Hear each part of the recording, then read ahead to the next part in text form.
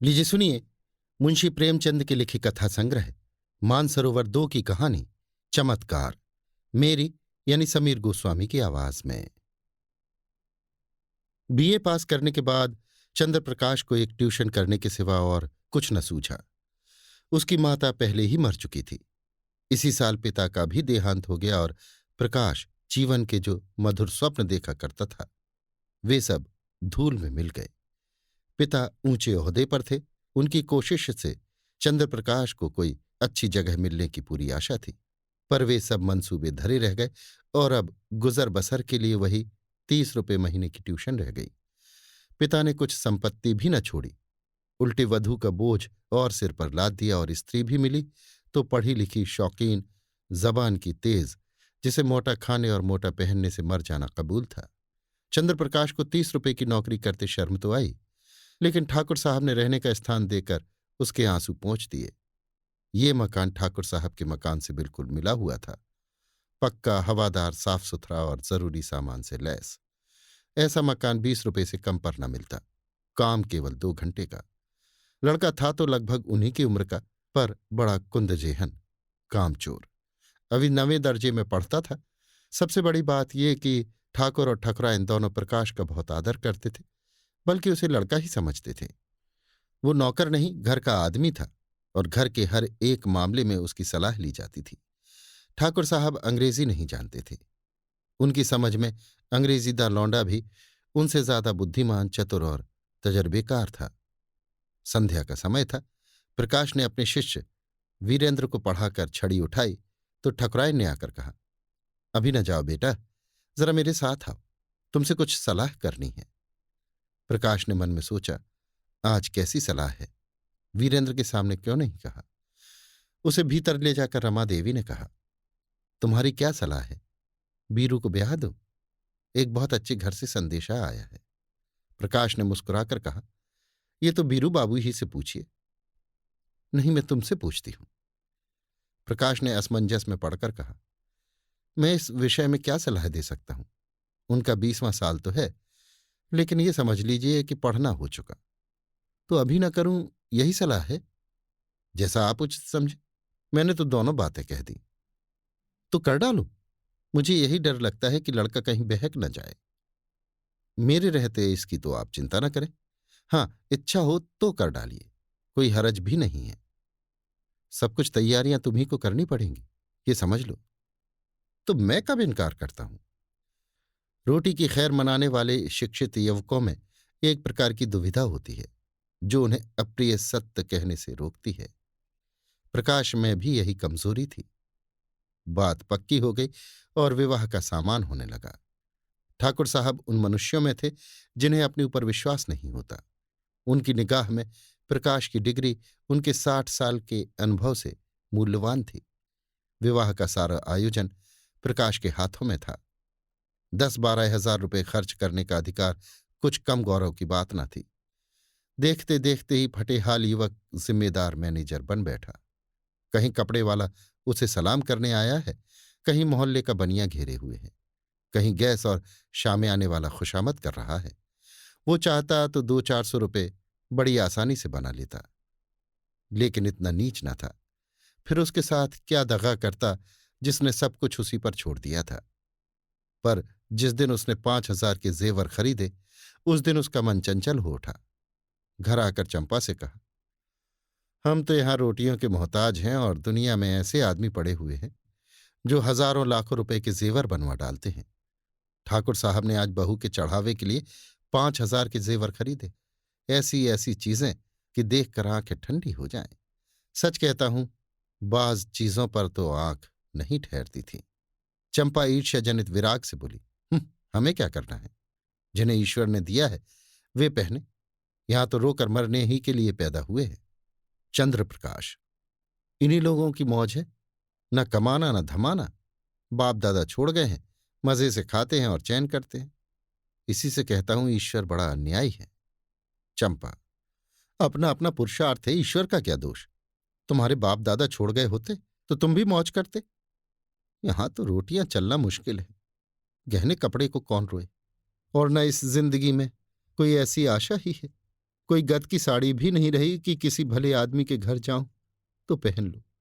मैं तो इसी सोच में हूं कि ठकुराइन के यहां ब्याह में कैसे जाऊंगी। सोचती हूं बीमार पड़ जाती तो जान बचती। ये कहते कहते उसकी आंखें भर आईं। प्रकाश ने तसल्ली दी। साड़ी तुम्हारे लिए लाऊं? अब क्या इतना भी ना कर सकूंगा? मुसीबत के ये दिन क्या सदा बने रहेंगे? जिंदा रहा तो एक दिन तुम सिर से पांव तक जेवरों से लदी रहोगी। चंपा मुस्कुराकर बोली, चलो, ऐसी मन की मिठाई मैं नहीं खाती।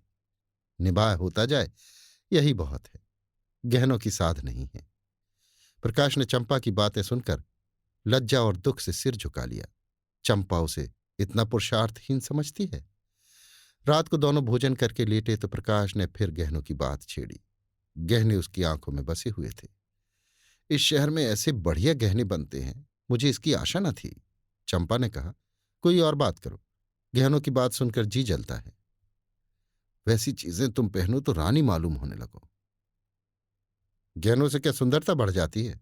तो ऐसी बहुत सी औरतें देखी हैं जो गहने पहनकर भद्दी दिखने लगती हैं। ठाकुर साहब भी मतलब के यार हैं। ये ना हुआ कि कहते इसमें से कोई चीज चंपा के लिए भी लेते जाओ। तुम भी कैसी बच्चों की सी बातें करते हो। इसमें बचपने की क्या बात है? कोई उदार आदमी कभी इतनी कृपणता ना करता। मैंने तो कोई ऐसा उदार आदमी नहीं देखा जो अपनी बहू के गहने किसी गैर को दे दे। मैं गैर नहीं हूं, हम दोनों एक ही मकान में रहते हैं। मैं उनके लड़के को पढ़ाता हूं और शादी का सारा इंतजाम कर रहा हूं। अगर 100-200 की कोई चीज दे देते तो वो निष्फल न जाती। मगर धनवानों का हृदय धन के भार से दबकर सिकुड़ जाता है। उनमें उदारता के लिए स्थान ही नहीं रहता। रात के 12 बज गए हैं, फिर भी प्रकाश को नींद नहीं आती। बार बार वही चमकीले गहने आंखों के सामने आ जाते हैं। कुछ बादल हो आए हैं और बार बार बिजली चमक उठती है। सहसा प्रकाश चारपाई से उठ खड़ा हुआ। उसे चंपा का आभूषणहीन अंग देखकर दया आई। यही तो खाने पहनने की उम्र है और इसी उम्र में इस बेचारी को हर एक चीज के लिए तरसना पड़ रहा है। वो दबे पांव कमरे से बाहर निकलकर छत पर आया। ठाकुर साहब की छत इस छत से मिली हुई थी। बीच में एक 5 फीट ऊंची दीवार थी। वो दीवार पर चढ़कर ठाकुर साहब की छत पर आहिस्ता से उतर गया। घर में बिल्कुल सन्नाटा था। उसने सोचा, पहले जीने से उतरकर ठाकुर साहब के कमरे में चलूं। अगर वो जाग गए तो जोर से हंसूंगा और कहूंगा कैसा चरका दिया, या कह दूंगा मेरे घर की छत से कोई आदमी इधर आता दिखाई दिया, इसलिए मैं भी उसके पीछे पीछे आया कि देखूं कि क्या करता है। अगर संदूक की कुंजी मिल गई तो फिर फतह है, किसी को मुझ पर संदेह ही न होगा। सब लोग नौकरों पर संदेह करेंगे। मैं भी कहूंगा, साहब नौकरों की हरकत है, इन्हें छोड़कर और कौन ले जा सकता है। मैं बेदाग बच जाऊंगा। शादी के बाद कोई दूसरा घर लूंगा। फिर धीरे धीरे एक एक चीज चंपा को दूंगा जिससे उसे कोई संदेह न हो। फिर भी वो जीने से उतरने लगा तो उसकी छाती धड़क रही थी। धूप निकल आई थी। प्रकाश अभी सो रहा था कि चंपा ने उसे जगाकर कहा, बड़ा गजब हो गया, रात को ठाकुर साहब के घर में चोरी हो गई। चोर गहने की संदूकची उठा ले गया। प्रकाश ने पड़े पड़े पूछा, किसी ने पकड़ा नहीं चोर को? किसी को खबर भी हो? वो संदूकची ले गया जिसमें ब्याह के गहने रखे थे। न जाने कैसे कुंजी उड़ा ली और न जाने कैसे उसे मालूम हुआ कि इस संदूक में संदूकची रखी है। नौकरों की कार्रवाई होगी। बाहरी चोर का ये काम नहीं है। नौकर तो उनके तीनों पुराने हैं। नियत बदलते क्या देर लगती है? आज मौका देखा, उठा ले गए। तुम जाकर जरा उन लोगों को तसल्ली तो दो। ठकुराइन बेचारी रो रही थी। तुम्हारा नाम ले लेकर कहती थी कि बेचारा महीनों इन गहनों के लिए दौड़ा। एक एक चीज अपने सामने जचवाई और चोर दाढ़ीजारों ने उसकी सारी मेहनत पर पानी फेर दिया। प्रकाश चटपट उठ बैठा और घबराता हुआ सा जाकर ठकुराइन से बोला, ये तो बड़ा अनर्थ हो गया माताजी। मुझसे तो अभी अभी चंपा ने कहा। ठाकुर साहब सिर पर हाथ रखे बैठे थे। बोले, कहीं सेंध नहीं, कोई ताला नहीं टूटा, किसी दरवाजे की चूड़ नहीं उतरी। समझ में नहीं आता चोर आया किधर से। ठकुराइन ने रोकर कहा, मैं तो लुट गई भैया, ब्याह सिर पर खड़ा है, कैसे क्या होगा भगवान। तुमने दौड़ धूप की थी तब कहीं जाके चीजें आई थी, न जाने किस मनहूस शायद से लग्न आई थी। प्रकाश ने ठाकुर साहब के कान में कहा, मुझे तो किसी नौकर की शरारत मालूम होती है। ठकुराइन ने विरोध किया, अरे नहीं भैया, नौकरों में ऐसा कोई नहीं। 10-10 हजार रुपये यों ही ऊपर रखे रहते थे, कभी एक पाई भी नहीं गई। ठाकुर साहब ने नाक से कोड़कर कहा, तुम क्या जानो, आदमी का मन कितना जल्द बदल जाया करता है। जिसने अब तक चोरी नहीं की वो कभी चोरी न करेगा, ये कोई नहीं कह सकता। मैं पुलिस में रिपोर्ट करूंगा और एक एक नौकर की तलाशी करवाऊंगा। कहीं माल उड़ा दिया होगा। जब पुलिस के जूते पड़ेंगे तो आप ही कबूलेंगे। प्रकाश ने पुलिस का घर में आना खतरनाक समझा। कहीं उन्हीं के घर में तलाशी ले तो अनर्थ ही हो जाए। बोले, पुलिस में रिपोर्ट करना और तहकीकात कराना व्यर्थ है।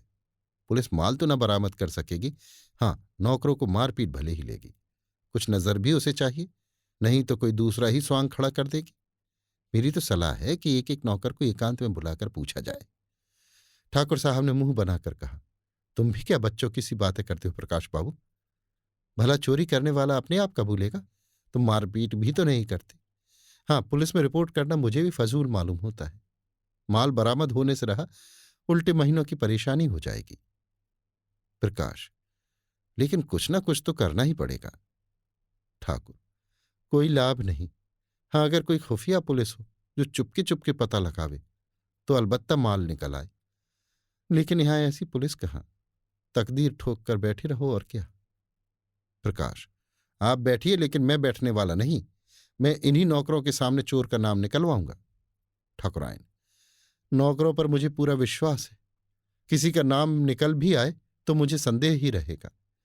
किसी बाहर के आदमी का काम है, चाहे जिधर से आया हो, पर चोर आया बाहर से। तुम्हारे कोठे से भी तो आ सकता है। ठाकुर, हां, जरा अपने कोठे पर तो देखो, शायद कुछ निशान मिले। कल दरवाजा तो खुला नहीं रह गया। प्रकाश का दिल धड़कने लगा। बोला, मैं तो 10 बजे द्वार बंद कर लेता हूं। हां, कोई पहले से मौका पाकर कोठे पर चला गया हो और वहां छिपा बैठा रहा हो तो बात दूसरी है। तीनों आदमी छत पर गए तो बीच की मुंडेर पर किसी के पांव की रगड़ के निशान दिखाई दिए। जहां पर प्रकाश का पांव पड़ा था वहां का चूना लग जाने के कारण छत पर पांव का निशान पड़ गया था। प्रकाश की छत पर जाकर मुंडेर की दूसरी तरफ देखा तो वैसे ही निशान वहां भी दिखाई दिए। ठाकुर साहब सिर झुकाए खड़े थे, संकोच के मारे कुछ कह न सकते थे। प्रकाश ने उनके मन की बात खोल दी। इससे तो स्पष्ट होता है कि चोर मेरे ही घर से आया। अब तो कोई संदेह ही नहीं रहा। ठाकुर साहब ने कहा, हां, मैं भी यही समझता हूं। लेकिन इतना पता लग जाने से ही क्या हुआ। माल तो जाना था, सो गया। अब चलो आराम से बैठे। आज रुपए की कोई फिक्र करनी होगी। प्रकाश, मैं आज ही वो घर छोड़ दूंगा। ठाकुर, क्यों? इसमें तुम्हारा कोई दोष नहीं। प्रकाश, आप कहें, लेकिन मैं समझता हूं मेरे सिर बड़ा भारी अपराध लग गया। मेरा दरवाजा 9-10 बजे तक खुला ही रहता है। चोर ने रास्ता देख लिया, संभव है 2-4 दिन में फिर आ घुसे। घर में अकेली एक औरत सारे घर की निगरानी नहीं कर सकती। इधर वो तो रसोई में बैठी है, उधर कोई आदमी चुपके से ऊपर चढ़ जाए तो जरा भी आहट नहीं मिल सकती। मैं घूम घाम कर कभी 9 बजे आया, कभी 10 बजे, और शादी के दिनों में तो देर होती ही रहेगी। उधर का रास्ता बंद हो जाना चाहिए। मैं तो समझता हूं इस चोरी की सारी जिम्मेदारी मेरे सिर है। ठाकुरायन डरी, तुम चले जाओगे भैया, तब तो घर और फाड़ खाएगा। प्रकाश, कुछ भी हो माता जी, मुझे बहुत जल्द घर छोड़ना ही पड़ेगा। मेरी गफलत से चोरी हुई, उसका मुझे प्रायश्चित करना ही पड़ेगा। प्रकाश चला गया तो ठाकुर ने स्त्री से कहा, बड़ा लायक आदमी है। ठाकुरायन, क्या बात है, चोर उधर से आया, यही बात उसे लग गई।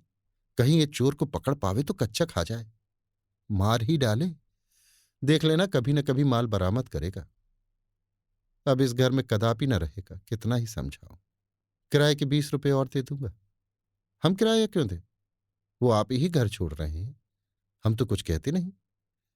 किराया तो देना ही पड़ेगा। ऐसे आदमी के साथ कुछ पल भी खाना पड़े तो बुरा नहीं लगता। मैं तो समझती हूँ वो किराया लेंगे ही नहीं। 30 रुपए में गुजर भी तो ना होता होगा। प्रकाश ने उसी दिन वो घर छोड़ दिया। उस घर में रहने से जोखिम था, लेकिन जब तक शादी की धूमधाम रही प्रायः सारे दिन यहीं रहते थे। चंपा से कहा, एक सेठ जी के यहाँ 50 रुपए महीने का काम और मिल गया है, मगर वो रुपए मैं उन्हीं के पास जमा करता जाऊंगा। वो आमदनी केवल जेवरों में खर्च होगी, उसमें से एक पाई भी घर के खर्च में ना आने दूंगा। चंपा फड़क उठी। पति प्रेम का ये परिचय पाकर उसने अपने भाग्य को सराहा। देवताओं में उसकी श्रद्धा और भी बढ़ गई।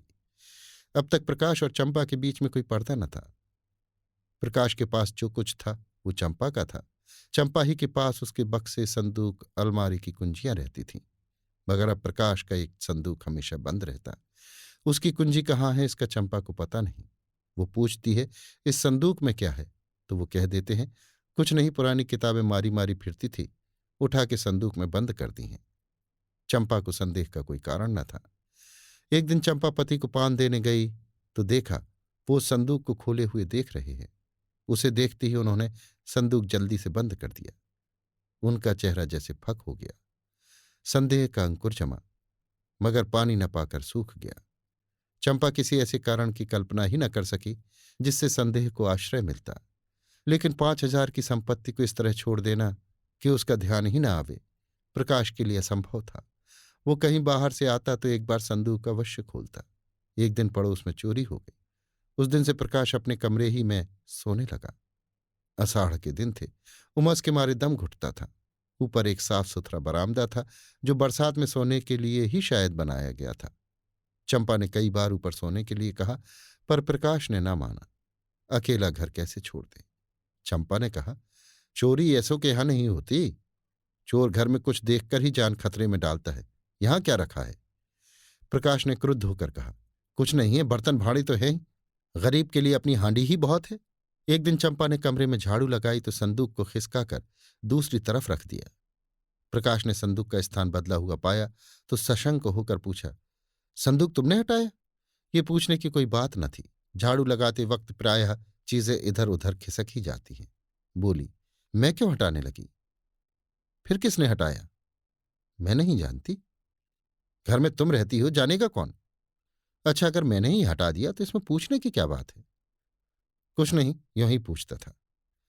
मगर जब तक संदूक खोलकर सब चीजें न देख ले, प्रकाश को चैन कहाँ। चंपा ज्यों ही भोजन पकाने गई, उसने संदूक खोला और आभूषणों को देखने लगा। आज चंपा ने पकौड़ियां बनाई थी। पकौड़ियां गरम गरम ही मजा देती हैं। प्रकाश को पकौड़ियां पसंद भी थी। उसने थोड़ी सी पकौड़ियां एक तश्तरी में रखी और प्रकाश को देने गई। प्रकाश ने उसको देखते ही संदूक धमाके से बंद कर दिया और ताला लगाकर उसे बहलाने के इरादे से बोला, तश्तरी में क्या लाई? अच्छा, पकौड़ियां हैं।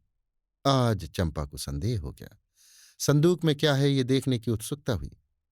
प्रकाश उसकी कुंजी कहीं छिपा कर रखता था।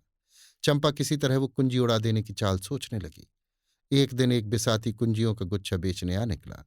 चंपा ने उस ताले की कुंजी ले ली और संदूक खोल डाली। अरे, ये तो आभूषण है। उसने एक एक आभूषण को निकाल कर देखा। ये गहने कहाँ से आए? मुझसे कभी इनकी चर्चा नहीं की। सहसा उसके मन में भाव उठा, कहीं ये ठाकुर साहब के गहने तो नहीं? चीजें वही थीं जिनका वो बखान करते रहते थे। उसे अब कोई संदेह न रहा। लेकिन इतना घोर पतन, लज्जा और खेद से उसका सिर झुक गया। उसने तुरंत संदूक बंद कर दिया और चारपाई पर लेटकर सोचने लगी, इनकी इतनी हिम्मत पड़ी कैसे? ये दुर्भावना इनके मन में आई ही क्यों? मैंने तो कभी आभूषणों के लिए आग्रह नहीं किया। अगर आग्रह भी करती तो क्या उसका आशय ये होता कि वो चोरी करके लावे? चोरी आभूषणों के लिए? इनका मन क्यों इतना दुर्बल हो गया? उसके जी में आया, इन गहनों को उठा ले और ठकरा इनके चरणों पर डाल दे। उनसे कहे, ये मत पूछिए ये गहने मेरे पास कैसे आए। आपकी चीज आपके पास आ गई, इसी से संतोष कर लीजिए। लेकिन परिणाम कितना भयंकर होगा। उस दिन से चंपा कुछ उदास रहने लगी। प्रकाश से उसे वो प्रेम न रहा, न वो सम्मान भाव। बात बात पर तकरार होती। अभाव में जो परस्पर सद्भाव था वो गायब हो गया। तब एक दूसरे से दिल की बात कहता था। भविष्य के मंसूबे बांधे जाते थे। आपस में सहानुभूति थी। अब दोनों ही दिलगीर रहते। कई कई दिनों तक आपस में एक बात भी न होती। कई महीने गुजर गए। शहर के एक बैंक में असिस्टेंट मैनेजर की जगह खाली हुई। प्रकाश ने अर्थशास्त्र पढ़ा था, लेकिन शर्त ये थी कि नकद 10,000 की जमानत दाखिल की जाए। इतनी बड़ी रकम कहाँ से आवे? प्रकाश तड़प तड़प कर रह जाता था। एक दिन ठाकुर साहब से इस विषय में बात चल पड़ी। ठाकुर साहब ने कहा, तुम क्यों नहीं दरखास्त भेजते? प्रकाश ने सिर झुकाकर कहा, 10,000 की नकद जमानत मांगते हैं, मेरे पास रुपए कहाँ रखे हैं? अजी, तुम दरख्वास्त तो दो। अगर सारी बातें तय हो जाएं तो जमानत भी दे दी जाएगी, इसकी चिंता न करो। प्रकाश ने स्तंभित होकर कहा, आप जमानत दे देंगे? हाँ हाँ, ये कौन सी बड़ी बात है। प्रकाश घर चला तो बहुत रंजीता था। उसको ये जगह अब अवश्य मिलेगी। लेकिन फिर भी वो प्रसन्न नहीं है। ठाकुर साहब की सरलता, उनका उस पर इतना अटल विश्वास उसे आहत कर रहा है। उनकी शराफत उसके कमीनेपन को कुचले डालती है। उसने घर आकर चंपा को ये खुशखबरी सुनाई। चंपा ने सुनकर मुंह फेर लिया। एक क्षण के बाद बोली, ठाकुर साहब से तुमने क्यों जमानत दिलवाई? प्रकाश ने चिढ़कर कहा, और फिर किससे दिलवाता? यही ना होता कि जगह न मिलती, रोटियां तो मिल ही जाती। रुपए पैसे की बात है, कहीं भूल चूक हो जाए तो तुम्हारे साथ उनके रुपए भी जाएं। ये तुम कैसे समझती हो कि भूल चूक होगी? क्या मैं अनाड़ी हूं? चंपा ने विरक्त मन से कहा। आदमी की नीयत भी तो हमेशा एक सी नहीं रहती। प्रकाश ठक से रह गया। उसने चंपा को चुभती हुई आंखों से देखा, पर चंपा ने मुंह फेर लिया। वो उसके भावों के विषय में कुछ निश्चय न कर सका। लेकिन ऐसी खुशखबरी सुनकर भी चंपा का उदासीन रहना उसे विकल करने लगा। उसके मन में प्रश्न उठा, इस वाक्य में कहीं आक्षेप तो नहीं छिपा हुआ है? चंपा ने संदूक खोलकर देख तो नहीं लिया। इस प्रश्न का उत्तर पाने के लिए इस समय वो अपनी एक आंख भी भेंट कर सकता था। भोजन करते समय प्रकाश ने चंपा से पूछा, तुमने क्या सोचकर कहा था कि आदमी की नीयत तो हमेशा एक सी नहीं रहती, जैसे ये उसके जीवन या मृत्यु का प्रश्न हो? चंपा ने संकट में पड़कर कहा, कुछ नहीं, मैंने दुनिया की बात कही थी। प्रकाश को संतोष न हुआ। क्या जितने आदमी बैंकों में नौकर हैं उनकी नीयत बदलती रहती है? वो बोला। चंपा ने गला छुड़ाना चाहा, तुम जबान पकड़ते हो। ठाकुर साहब के यहां इस शादी ही में तुम अपनी नीयत ठीक नहीं रख सके। 100-200 रुपए की चीज घर रख ही ली। प्रकाश के दिल से बोझ उतर गया। मुस्कुराकर बोला, अच्छा, तुम्हारा संकेत उस तरफ था, लेकिन मैंने कमीशन के सिवा उनकी एक पाई भी नहीं छुई। और कमीशन लेना तो कोई पाप नहीं। बड़े बड़े हुक्काम खुले खजाने कमीशन लिया करते हैं। चंपा ने तिरस्कार के भाव से कहा, जो आदमी अपने ऊपर इतना विश्वास रखे, उसकी आंख बचाकर एक पाई भी लेना मैं पाप समझती हूं। तुम्हारी सज्जनता तो मैं जब जानती कि तुम कमीशन के रुपए ले जाकर उनके हवाले कर देते। इन 6 महीनों में उन्होंने तुम्हारे साथ क्या क्या सलूक किए, कुछ याद है? मकान तुमने खुद छोड़ा, लेकिन वो 20 रुपए महीने देते जाते हैं। इलाके से कोई सौगात आती है तो तुम्हारे यहां जरूर भेजते हैं। तुम्हारे पास घड़ी ना थी, अपनी घड़ी तुम्हें दे दी। तुम्हारी मेहरी जब नागा करती है, खबर पाते ही अपना नौकर भेज देते हैं। मेरी बीमारी ही में डॉक्टर साहब की फीस उन्होंने दी, और दिन में 2 बार हालचाल भी पूछने आया करते थे। ये जमानत ही क्या छोटी बात है? अपने संबंधियों तक की जमानत तो जल्दी कोई करता ही नहीं। तुम्हारी जमानत के लिए 10,000 रुपये नकद निकाल कर दे दिए। इसे तुम छोटी बात समझते हो? आज तुमसे कोई भूल चूक हो जाए तो उनके रुपए तो जब्त हो ही जाएंगे। जो आदमी अपने ऊपर इतनी दया रखे, उसके लिए हमें भी प्राण देने को तैयार रहना चाहिए। प्रकाश भोजन करके लेटा तो उसकी आत्मा उसे धिक्कार रही थी। दुखते हुए फोड़े में कितना मवाद भरा हुआ है, ये उस वक्त मालूम होता है जब नश्तर लगाया जाता है। मन का विकार उस वक्त मालूम होता है जब कोई उसे हमारे सामने खोलकर रख देता है। किसी सामाजिक या राजनीतिक अन्याय का व्यंग्य चित्र देख कर क्यों हमारे मन को चोट लगती है? इसीलिए कि वो चित्र हमारी पशुता को खोलकर हमारे सामने रख देता है। वो जो मनु सागर में बिखरा हुआ पड़ा था, जैसे केंद्रीभूत होकर वृहदाकार हो जाता है, तब हमारे मुंह से निकल पड़ता है, उफ़्फ़ो।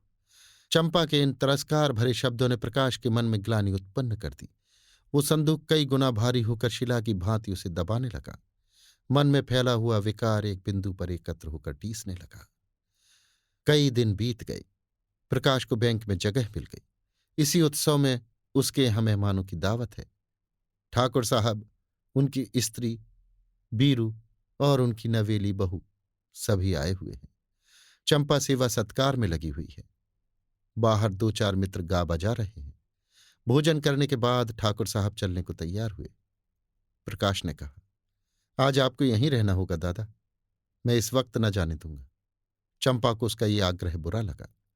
चारपाइयां नहीं हैं, बिछावन नहीं है और न काफी जगह ही है। रात भर उन्हें तकलीफ देने और आप तकलीफ उठाने की कोई जरूरत उसकी समझ में न आई। लेकिन प्रकाश आग्रह करता ही रहा, यहां तक कि ठाकुर साहब राजी हो गए। 12 बज गए थे। ठाकुर साहब ऊपर सो रहे थे। बीरू और प्रकाश बाहर बरामदे में थे। 3 स्त्रियां अंदर के कमरे में थीं। प्रकाश जाग रहा था। बीरू के सिरहाने उसकी कुंजियों का गुच्छा पड़ा हुआ था। प्रकाश ने गुच्छा उठा लिया, फिर कमरा खोलकर उसमें से गहनों की संदूकची निकाली और ठाकुर साहब के घर की तरफ चला।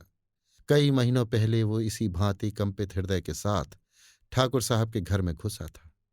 उसके पांव तब भी इसी तरह थरथरा रहे थे। लेकिन तब कांटा चुभने की वेदना थी, आज कांटा निकलने की। तब ज्वर का चढ़ाव था, उन्माद, ताप और विकलता से भरा हुआ। अब ज्वर का उतार था, शांत और शीतल। तब कदम पीछे हटता था, आज आगे बढ़ रहा था। ठाकुर साहब के घर पहुंचकर उसने धीरे से बीरू का कमरा खोला और अंदर जाकर ठाकुर साहब की खाट के नीचे संदूकची रख दी। फिर तुरंत बाहर आकर धीरे से द्वार बंद किया और घर को लौट पड़ा। हनुमान संजीवनी बूटी वाला धवल गिर उठाए, जिस गर्वीले आनंद का अनुभव कर रहे थे, कुछ वैसा ही आनंद प्रकाश को भी हो रहा था।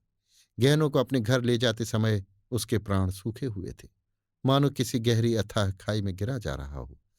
आज संदूकची को लौटाकर उसे मालूम हो रहा था जैसे वो किसी विमान पर बैठा हुआ आकाश की ओर उड़ा जा रहा है। ऊपर, ऊपर और ऊपर।